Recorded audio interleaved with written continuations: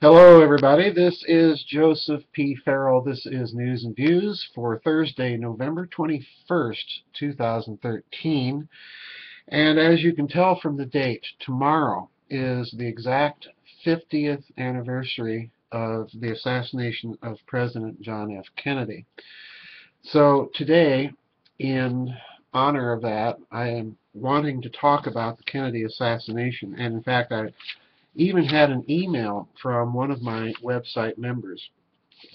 And I want to start with this email and read it to you because some of you asked, what do we do in the members area? One of the things we do is the members vid chat.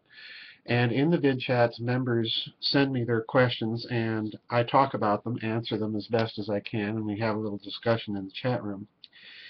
In any case, I want to do this also because tomorrow is a Friday, as it was in 1963 when I was homesick from school and kind of watched the whole thing happen during the news interruptions during the broadcasting day. And then finally, of course, CBS went on to just regular emergency broadcasting and started to cover the story. This particular person says, Joseph, since the 50th anniversary of JFK's assassination is almost upon us, and since it only happens once, I have some suggestions for your news and views.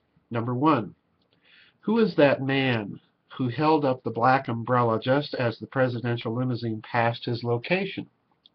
Who was his friend? Why did he have in his possession an expensive walkie-talkie?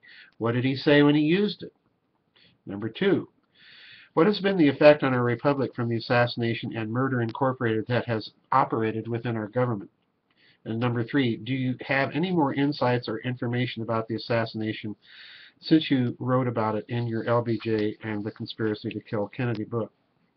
And I want to kind of address those questions because I was intending to talk today about three things in the JFK assassination, the umbrella ban being one of them, that I think are kind of indicative of where the state of research is at.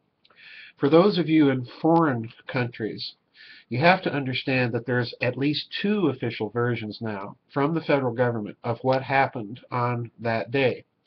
There is, of course, the most famous version, which is the version that was compiled by the Blue Ribbon Panel, as they were called back in the day, by the executive branch of the federal government, which, of course, was the commission created by Lyndon Johnson after he became president, called the Warren Commission. And I've written a great deal about that, as have other researchers. This was a commission composed of 7 people, hand-picked people, all of whom had some connection to the factional interests that were represented, most researchers believe, in the assassination itself. The second federal study was that by the United States Congress, the House Assassinations Committee, and then, of course, there was a Senate Assassinations Committee. Both of those came to the conclusion that there was some sort of conspiracy involved.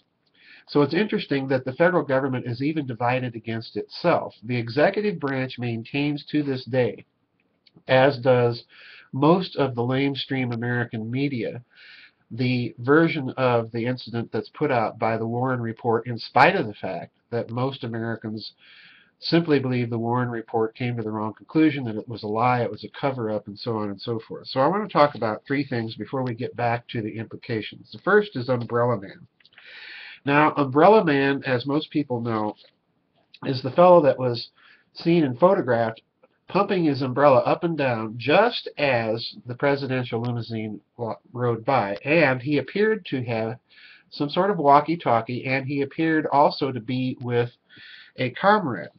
Now, interestingly enough, in 1978, when the House committee was coming forward and investigating the assassination, there was a witness who stepped forward in 1978 named Louis Stephen Witt, and you can actually research Google Umbrella Man and it'll pull up a short Wikipedia article about this man. Now, this man claimed to be the Umbrella Man, and he claimed that he was using the umbrella as a statement against the Kennedy family and its appeasement of Adolf Hitler in 1938 under the Chamberlain government in Great Britain. And that's been kind of an interesting story, and one I think you have to pay attention to, because, of course, I personally don't believe that that man was the Umbrella Man at all. He may be, but I doubt it. The reason why is, first of all, in his testimony, he makes little mention of the second man with him. And I want you to look at this picture. This picture was taken shortly after the assassination. That appears to be, most people think that the man that is over here in the suit is Umbrella Man, and the man sitting next to him was photographed earlier standing out in the street, and these two men appear to be comrades of some sort. Now, the reason I mention that is, again, what we have, even as far as 1978, is the possibility that people were being deliberately selected to obfuscate the data, to inject a stream or a story into the data flow to keep the waters muddy, and inject one more element of detail that researchers would have to deal with. Who do I think Umbrella Man was? Well, I suspect, and have always suspected, that the Torbit document, which I referred to a great deal in my JFK book, is actually perhaps onto something, in that the Torbit document names Ferenc Nagy as the Umbrella Man, who used to be the fascist puppet, a fascist puppet of the Hungarian government during World War II. So the question is, what's he doing there, holding umbrellas and pumping them up and down on the assassination day? Well, the implication, obviously, is that there is a hidden fascist Nazi connection to the assassination. I still believe that. My views on that, in answer to this reader's question, have not changed. I do think that this is an unexplored area that even the most veteran Kennedy assassination researchers don't want to go into. Of course, I could be wrong, but my point is that the Torbit document, when it fingers Ferenc Nagy as the Umbrella Man, is summarizing the investigation of New Orleans District Attorney Jim Garrison. And he stumbled onto this connection, and even he in his book doesn't want to talk about it. So my point here is there is still a thread of the Kennedy assassination 50 years later that has, in my opinion, not received adequate attention from researchers into the assassination. And this is why I think we have to be careful in avoiding proposing one particular group as the group that carried it out. I still believe that it was a tapestry of interests, very much like Professor Peter Dale Scott, that the mafia, the intelligence community, military-industrial complex, financial community, international fascists, and so on and so forth, that all of these were represented at some level, at some stage in the assassination. We need to remember that Jack Ruby himself told people that the assassination was the result of a conspiracy that was far larger and much larger than people actually believed. Now, I want to move on to a second thing here. And this was actually posted, I believe the date here is incorrect. It says it was posted on November 9th, 2013 by the UK Daily Mail. So again, this story, take it for whatever it's worth. But it's a story of a nurse that was in the emergency room at Parkland Hospital. Her name is Phyllis Hall, who was 28 at the time. And what the story in the UK Daily Mail, again, I have no way of checking this, but I'm using this story to illustrate a point here. She claims that there was an 1.5-inch long bullet that was embedded in the president that had a very sharp point to it, all right? And again, she's the only one that's ever seen this, but the point here is that the people who are still alive, who may have been in some position to witness something about the story, are still coming forward, and that in itself should give us pause. And the other thing that she notes is this means, in her opinion, that it was unlikely that the story that was already being crafted was not true. Now, why do I mention the bullet? Well, the bullet's very interesting because Kennedy's embalmer states that there were shrapnel wounds on the president's face. Now, the problem is that the Warren report has all of the bullets being fired by one man from the rear. So the question becomes, how do you get shrapnel wounds on the front of the body, when in fact the official version of the story, the one that is still being pushed by the mainstream American media, is that the assassin was in the back and all the shots were coming from the back. So in other words, the evidence doesn't tally up, folks. We are being told a lie, and the lie is being maintained to this day. And we have to ask ourselves the question why, which I'll get back to in a minute. Now, in my friend's email, he's asking me essentially, do I think or have I modified any of my conclusions that I came to, tentative conclusions, in LBJ and the conspiracy to kill Kennedy? No, I haven't. In fact, as of this day, I'm even more certain that at some level, at a very high level, Lyndon Baines Johnson, who subsequently became the president after the assassination, was involved at some stage, if not necessarily in the cover-up, in the promotion of and creation and promotion of the Warren Commission, which he certainly was. In other words, he's an accessory at that point. In law, he's an accessory after the fact. But I continue to think that LBJ was involved at some level in the actual planning. All right? And I want to talk about one thing that I did not talk about in the book. I'll link a couple of articles to this News and Views, and that is a fellow by the name of Mac Wallace. All right. Now, Mac Wallace, if you research this fellow, he was an actual hitman, and he did have connections to Lyndon Johnson. In fact, Lyndon Johnson's conspirator in crime, as it were, Billy Sol Estes, who I talk about in the LBJ book, had stated on some occasions that Johnson had used Mac Wallace to conduct hits, to conduct murders. So in other words, Johnson is a very, very sleazy character, folks. Now, the interesting thing about Mac Wallace, he narrowly avoided the death penalty for a murder that he was tried for in Texas, and Johnson himself intervened to save him and put pressure on the trial. And Mac Wallace was actually acquitted, and Johnson was monitoring the trial from a hotel down the street. So in other words, we have a hitman here, essentially, who should have faced the death penalty that got off scot-free for a murder that he had definitely committed. Now, why is this important? One of the articles I'm going to reference for you is this article here. And at the bottom, you can see a picture of Mac Wallace over here and two fingerprints. Now, why is this important? Because there is a latent fingerprint that was found in the Texas book suppository in the sniper's nest that they accused Oswald of having fired some of the shots from.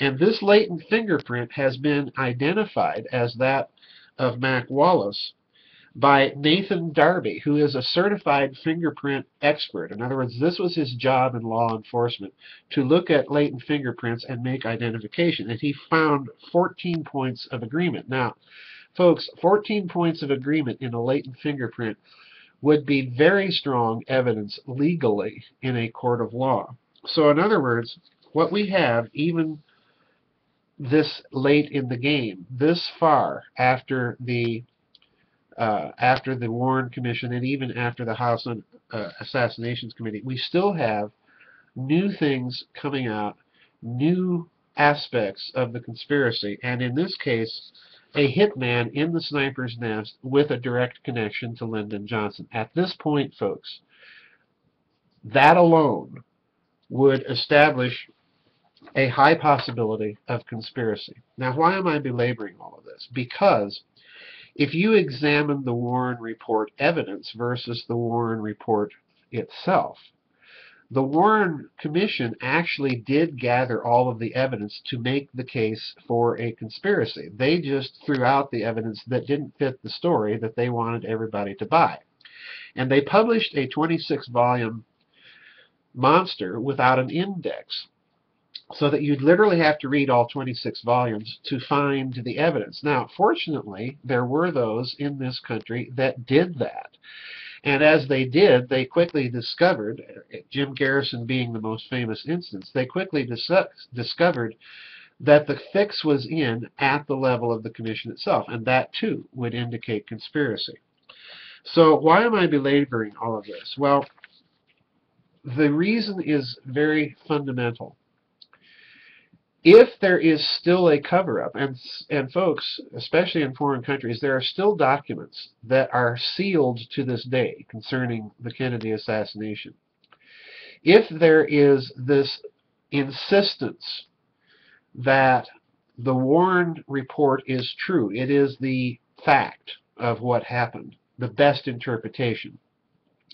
And if it's being promoted so heavily by the American media right now, as it is, in fact, we find the mainstream media in this country is subtly pushing, once again, the idea that all the Kennedy assassination people are nuts. And here's the truth. A major television commentator, for those of you who overseas, has written a book about it. There's now a television movie based on his book, which is essentially another prop job for the Warren Commission. Now, the implication is clear. Why would you need to keep this secret 50 years later? The first reason, folks, is that the Kennedy assassination, if it were ever agreed that there was a conspiracy, would challenge the assumptions on which most Americans still live their lives, namely that the federal government is all there is. There's no hidden factor, there's no hidden force, there's no hidden government, so to speak, there's no establishment. And that, of course, is simply false. The United States, as I've said many times, resembles the Venetian Republic. Outwardly, it's a republic. Inwardly, it's a plutocracy and an oligarchy of a very sinister kind. And in addition to that, at a much deeper level, you have all of that breakaway civilization apparatus and financing that I've been talking about in recent books. So that's the first implication. The second implication is if you allow the possibility of conspiracy, then that legitimizes all of the theories and research that various people have undertaken since the assassination. It would thus legitimate them, and therefore you would start at a public level wanting inquiries into organized crime, into intelligence, into the financial sector, into the military-industrial complex, and the whole way that the country has run its business since the Kennedy assassination. The final implication is the most frightening, because what we have in effect said with the Kennedy assassination is a murder of the chief executive was accomplished in this country. It was done in a public manner, and a story was concocted that is so patently ludicrous, and it was concocted so quickly after the assassination itself, and for a while generally accepted in the sense that people did not pressure the government much more fully at that time. It was up to a few researchers to develop the holes in the story. So in other words, at this juncture, the presidency of the United States, the chief executive of the United States, became essentially a spokesman for those hidden forces.